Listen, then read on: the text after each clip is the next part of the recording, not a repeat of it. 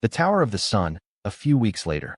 The beauty of sunset on the summer sea with Dorne in the foreground was magnificent in Robb's conclusion. For a draped Sunspear in a golden haze, and the sandy shores looked relaxing and peaceful from where he stood.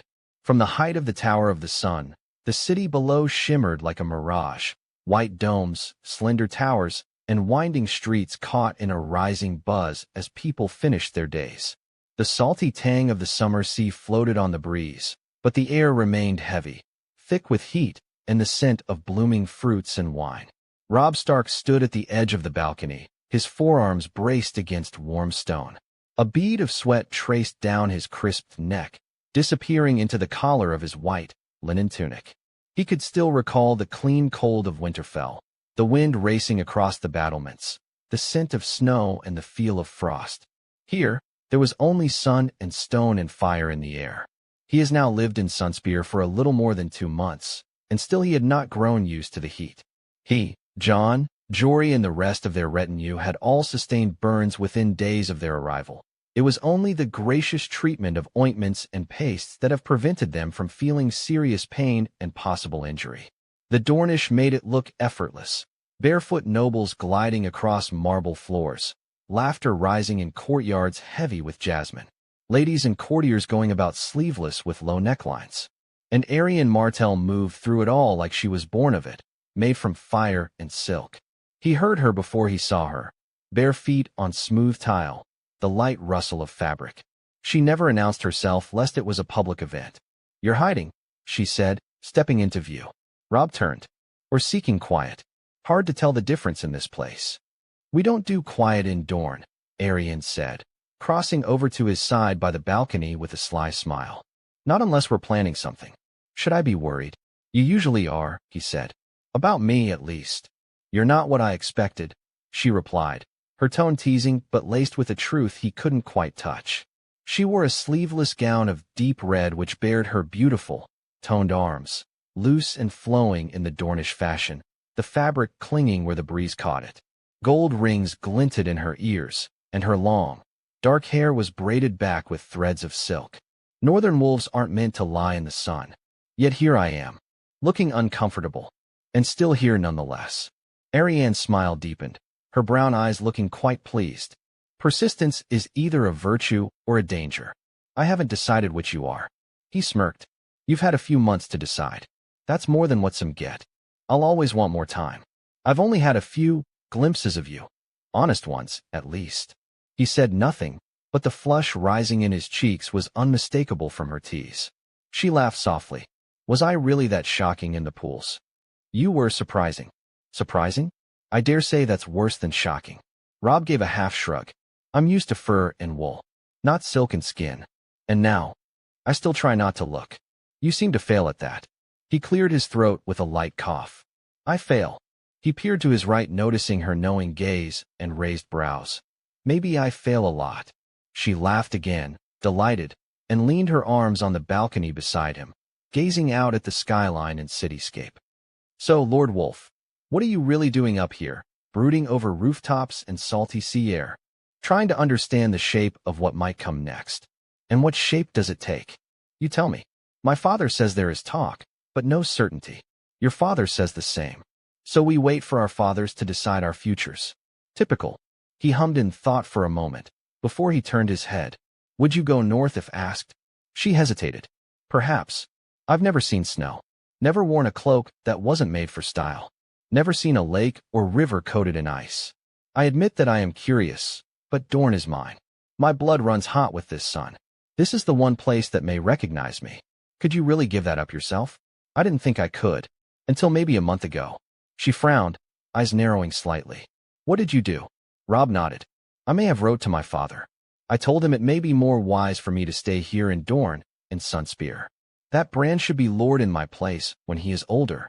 Arianne stepped back slightly, caught between surprise and calculation. "You gave up your inheritance, your birthright, after you came here?" "I had to see for myself." "You, this place, the people. You decided all that on your own?"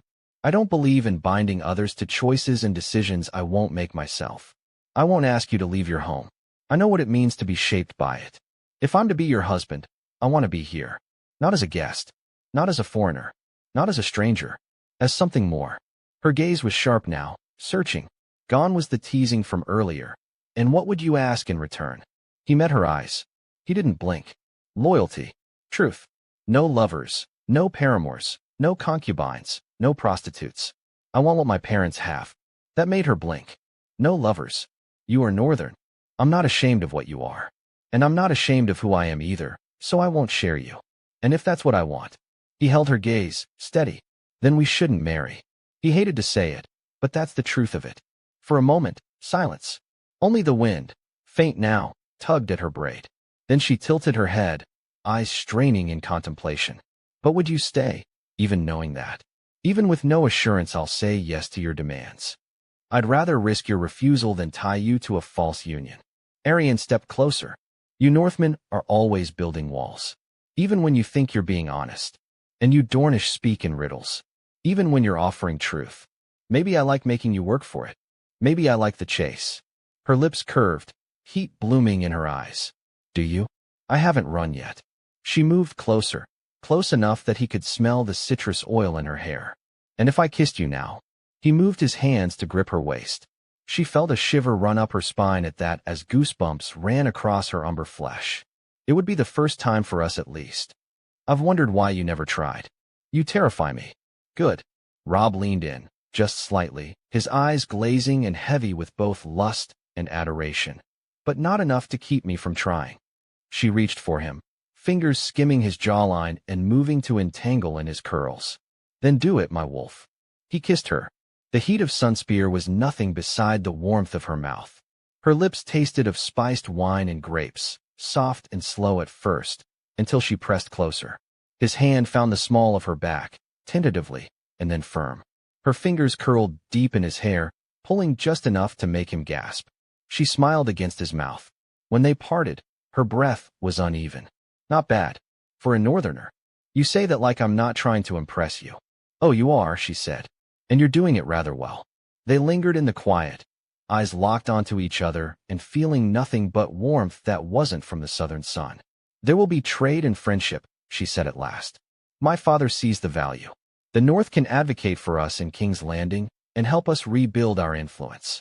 And we can use our trade connections across the free cities to send some merchants and goods north to White Harbor. Robb's grin was brighter than gold. I love it when you talk politics.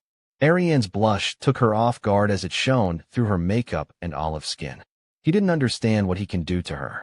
But the rest, us, that's more uncertain. Let me earn it. I'll do right by you, Anne.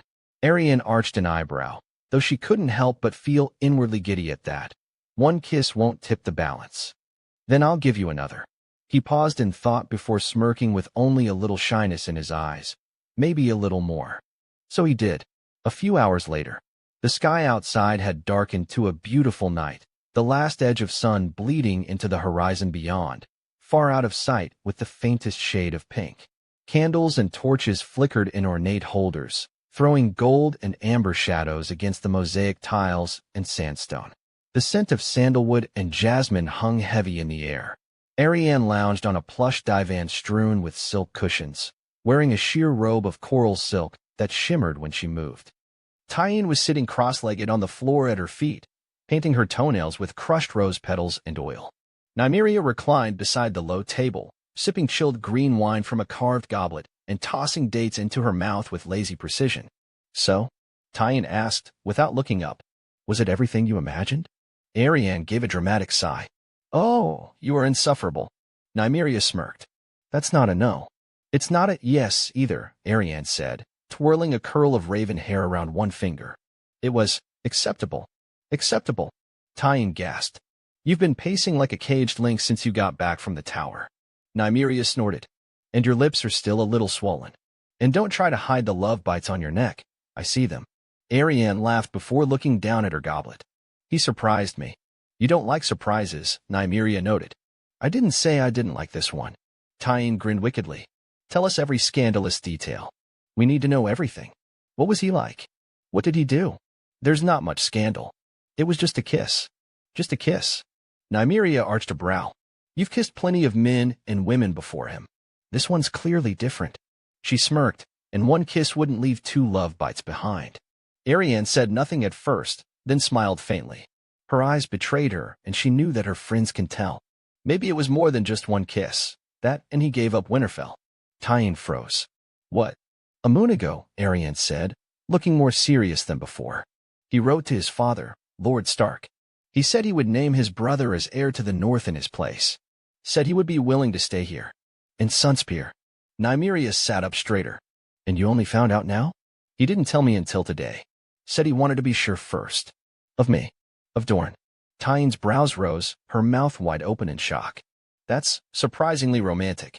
It's also rather foolish, Nymeria added, pondering on the news. But the bold sort of foolish. He told me he wouldn't ask me to leave Sunspear. Said he wanted to become part of this place, not an outsider. He also said he would be more than happy to have the wedding to take place here in Dorne, a wedding of my choosing whether in a September or a Godwood, and that for both me and any of our future children to retain the Martell name. All three took a moment to contemplate on Robb's offering, which was extremely generous. He was well in his rights to demand for a bit more than that. Tyene looked thoughtful. And you believe him? Arianne hesitated. I want to. Gods, I want to. I hope he is as earnest as he seems. Nymeria cocked her head. And what about lovers? They all knew his initial reaction when they first met and talked about the future. He made it clear, he won't share. Not ever. That's very Stark of him, Tyene murmured, looking a bit disappointed, and Arianne couldn't help but chuckle knowing Tyene wanted a shot at Robb just as she did with Jon Snow. It is, Arianne said. And I'm not sure if it offends me or flatters me. Both, said Nymeria with a knowing smirk. Tyene giggled. You should have seen your face when he said it the first time. Arianne laughed softly. He was nervous, too. Tried to be all solemn and stoic and hide it, of course. But his hands were shaking just slightly. Did you touch him? Tyene asked sweetly. He kissed me first. Nymeria clapped her hands happily. Our princess made the wolf's resolve crumble. Well, he didn't whimper or moan, Arianne said primly. Then, after a pause, he did gasp, however. All three burst into laughter. After a moment, Tyene rested her chin on Arianne's knee. So? Will you say yes to what he asks? Arianne swirled her wine. If I do, it won't be because our fathers want it, or because the North sends good ironwood. It'll be because you want the wolf. Arianne smiled, slow and secret. It'll be because he earned me. Nymeria raised her glass. To the wolf. May he survive us. They clinked glasses and drank, the night still young, full of hopes and good company.